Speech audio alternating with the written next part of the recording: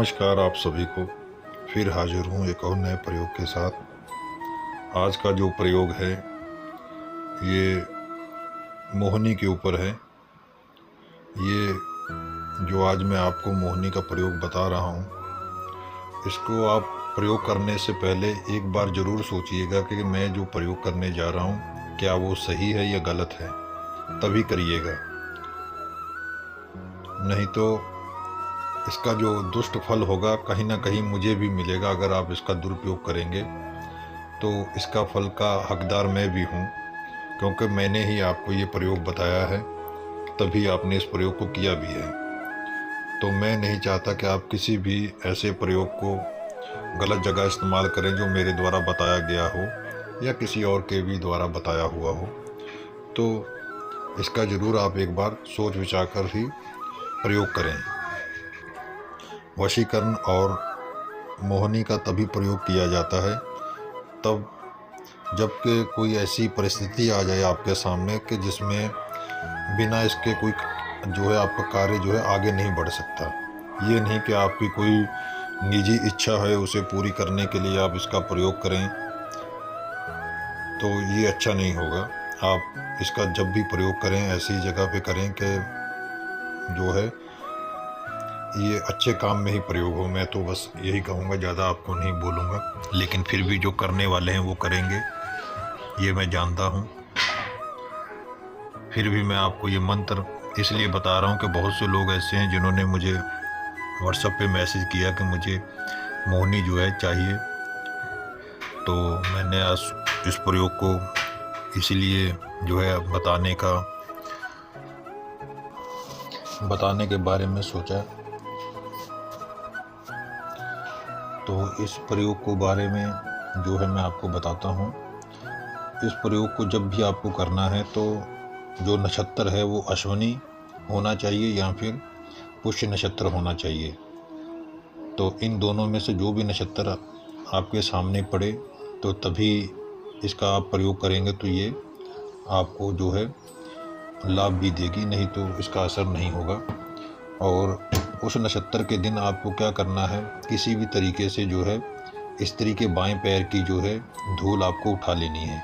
अगर स्त्री के ऊपर इस्तेमाल करेंगे तो इसको जो है आपको बाएं पैर की मिट्टी उठानी है, और अगर आदमी की उठानी है तो दाएं पैर की, अगर उसके ऊपर करना है तो शमशान की राख भी उसी दिन आपको जो है, अगर आपके आसपास शमशान है तो राख का इंतज़ाम पहले से करके रखिए।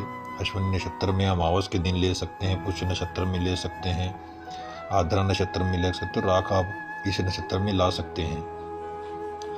तो इन दोनों को जो है आपको एक एक चुटकी जो है आपस में मिक्स कर लेना है, और मिलाकर जो है आपने इस मंत्र से जो है आपको कम से कम नहीं तो 51 बार इस मंत्र को इसके ऊपर पढ़ना है।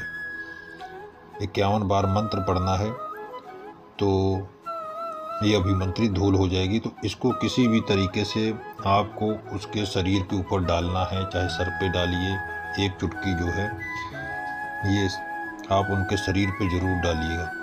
जब तक ये डलेगी नहीं तब तक ये असर नहीं करेगी। ना आपको खिलाना है ना पिलाना है। अगर आप इस राख को किसी तरीके से खिला देते हैं तो ये गुलामी की तरह काम करवाएगी। किसी खाने पीने की चीज़ में अगर दे देते हैं तो ये गुलामी करवाएगी जिसको आपने इस चीज़ को खिला दिया है। इसका तोड़ नहीं है, क्योंकि जो जादू के द्वारा करके कोई चीज़ खिलाई जाती है वो बाहर नहीं निकलती है, शरीर में ही रहती है, ना ही वो कभी ख़राब होती है। तो इसको काट तो सकते हैं, लेकिन अगर पता चलेगा तभी काट पाएंगे, नहीं तो इसका कोई दुष्ट प्रभाव नहीं दिखाई पड़ेगा। तो मुझे लगता है कि आप खिलाने का रहने दीजिएगा और शरीर के ऊपर ही डालिएगा। और इसको मंत्र को पढ़ने से पहले आपको जो है पुष्य नक्षत्र में जो है आपको अमावस के दिन या पूर्णवासी के दिन जो है कम से कम 108 बार जो है इसको पढ़ लेना है, अच्छी तरीके से याद कर लेना है। शब्दों का थोड़ा सा भी गलत उच्चारण इस प्रयोग को विफल कर देगा। मैं पहले भी आपको बताता आया हूँ आपके शब्दों में ही सब कुछ छिपा हुआ है। सही शब्द का उच्चारण नहीं होगा तो कोई भी प्रयोग आपका जो है फलदायी नहीं होगा, सब विफल ही होंगे। तो आशा करता हूँ कि इस प्रयोग से आप अच्छे काम करें। जिनके मनमुटाव आपस में ज़्यादातर रहता है तो उसके ऊपर इसको प्रयोग करेंगे तो बहुत ही अच्छा होगा।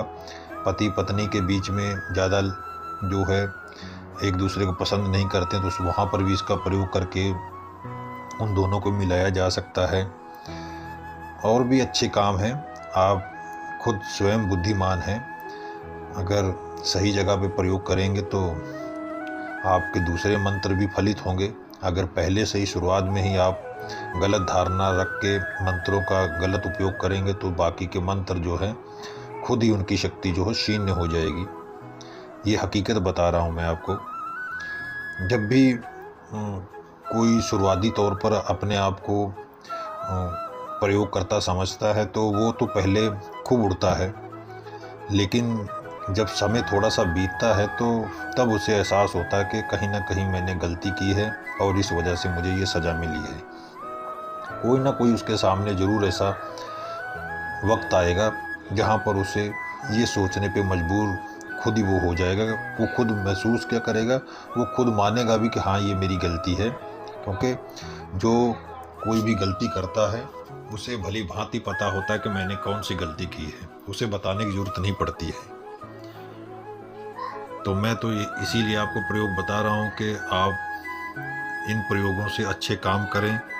इस तरह के प्रयोग आपको पैसे देकर भी नहीं जल्दी से मिलेंगे। बहुत से लोगों ने पेड ग्रुप चला रखे हैं, 5-5 हज़ार रुपये 10-10 हज़ार रुपये ले रहे हैं। उनके मंत्र भी काम करते हैं, ऐसा नहीं कि मंत्र नहीं काम करते हैं, लेकिन उन्होंने एक कीमत रखी है जिसकी कीमत आपको देनी पड़ेगी, तभी आपको वो चीज़ हासिल होगी। मैं तो आपसे कोई कीमत नहीं ले रहा हूँ, ना ही आपसे कोई गुजारिश करता हूँ कि आप इस वीडियो को देखें, क्योंकि ईश्वर जिसको जो चीज़ देना होता है तो वो उसकी बुद्धि को वहाँ पर मोड़ देते हैं। वो स्वयं ही वहाँ पर पहुँच जाता है। किसी के बताने से या किसी के कहने से या किसी के ले जाने पर भी वो कार्य नहीं होता है जब तक कि ईश्वर की उसमें मर्जी ना हो। मैं इसीलिए ईश्वर पे ज़्यादा आस्था रखता हूँ कि उनके बिना कुछ भी होना संभव नहीं है। अगर मुझे कुछ प्राप्त होना है तो मैं बिना किसी के बताए पहुँच जाऊँगा और कोई ना कोई आकर मुझे वहाँ तक छोड़ देगा जहाँ पर मुझे वो वस्तु मिलेगी, वो समय आने पर। ऐसा है। और कभी कभी ऐसा भी होता है कि आप प्रयोग जो है मेहनत करते रहिए, जो चीज़ भाग्य में नहीं है वो प्रयास बार बार करने पे वो चीज़ मिल भी जाती है। मैं ऐसा नहीं कहूँगा कि जो चीज़ भाग्य में नहीं वो आपको नहीं मिलेगी, ऐसा नहीं है। आस्था होना, विश्वास होना बहुत ही ज़रूरी है। कभी कभी कुछ ऐसे मुकाम आते हैं जहाँ पर आदमी निराश हो जाता है, तो वहाँ पर ईश्वर की भक्ति और विश्वास जो होता है वही काम आता है, वो चमत्कार कहलाता है। विश्वास में ही चमत्कार छिपा है। आस्था में जो आपका मनोभाव है वही चमत्कार दिखाएगा। शब्द भी तभी चमत्कार दिखाएगा जब आपके अंदर वो भावना उत्पन्न होगी, वो विश्वास उत्पन्न होगा। नहीं तो वो चमत्कार जल्दी से दिखाई नहीं पड़ते हैं। मुझे ज़्यादा बताने की ज़रूरत नहीं है। बहुत से जो पूर्वजों के बताए हुए और इतिहास में भी कई ऐसी कहानियां हैं जो चमत्कारों से भरी पड़ी हैं, तो आप भी स्वयं जानते होंगे, मुझे ज़्यादा बताने की ज़रूरत ही नहीं है। तो आशा करता हूं कि इस प्रयोग से आपको लाभ मिलेगा और दूसरों को भी लाभ दें। प्रयोग करने से पहले एक बार ज़रूर सोचिएगा। आज्ञा दीजिए। नमस्कार।